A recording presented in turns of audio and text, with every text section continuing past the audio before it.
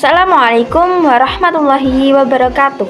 Di sini saya akan menjelaskan mengenai apa itu SOP dalam pembuatan KTP dan juga tujuannya. Jadi, SOP atau Standard Operating Procedure ini menguraikan tentang bagaimana langkah-langkah yang harus diikuti dalam proses pembuatan KTP di kantor Dukcapil, yaitu kantor Dinas Kependudukan dan Catatan Sipil. Nah, prosedur ini mencakup alur yang dimulai dari pemohon mengambil formulir sampai pemohon menerima KTP dalam bentuk fisik. Selanjutnya, apa sih tujuan SOP dalam pembuatan KTP ini? Jadi, yang pertama itu memberikan alur kerja yang jelas bagi petugas dan pemohon. SOP ini memastikan semua pihak, baik pemohon ataupun petugas, memahami apa yang harus dilakukan di setiap tahap. Ini membantu menghindari kebingungan dan memastikan proses berjalan dengan tertib. Yang kedua, mengurangi kesalahan administrasi dalam pembuatan KTP. Dengan adanya tahapan verifikasi dan validasi dokumen, SOP bertujuan meminimalkan resiko kesalahan seperti kesalahan data yang salah input atau berkas yang kurang lengkap.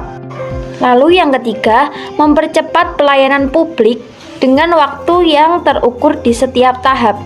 Waktu pada setiap tahap ditentukan secara spesifik, misalnya 15 menit, 30 menit, sampai 1 atau 3 hari, sehingga pemohon memiliki kepastian waktu dan petugas bisa bekerja lebih efisien.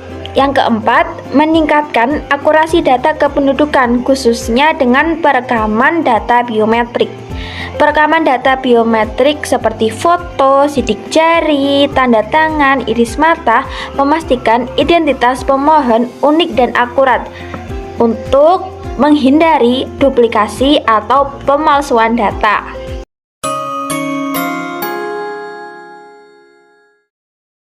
Selanjutnya yaitu fungsi dan pentingnya SOP.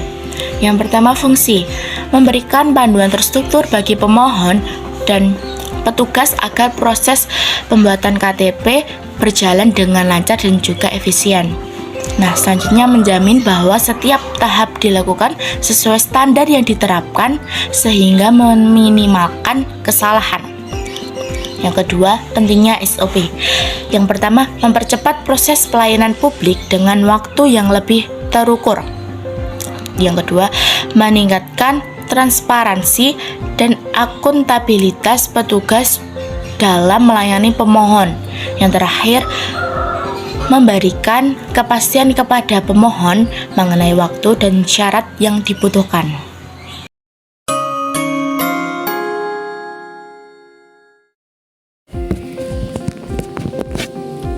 Yang ketiga yaitu menjelaskan unsur yang ada. Jadi unsur atau pelaku yang ada pada proses job pembuatan TKP itu ada dua, yaitu yang pertama pemohon, yang kedua petugas. Untuk yang pemohon adalah warga yang ingin membuat KTP.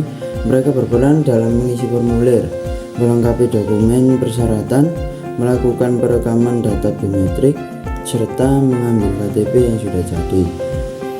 Yang kedua yaitu petugas Dukcapil.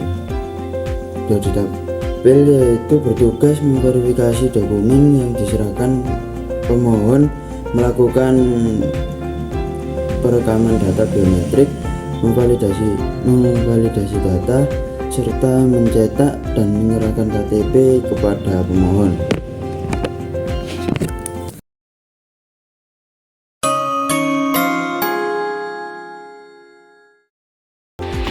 Di sini saya akan menjelaskan tahapan pembuatan KTP.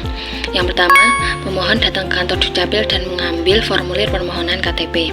Di tahap ini membutuhkan waktu sekitar 15 menit.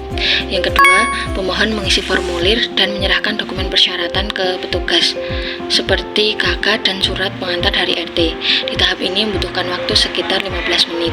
Dan yang ketiga, petugas memverifikasi kelengkapan dokumen. Petugas akan memeriksa apakah dokumennya sudah lengkap apa belum.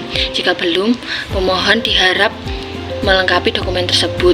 Di tahap ini membutuhkan waktu sekitar 30 menit. Di tahap yang keempat, yakni perekaman data biometrik.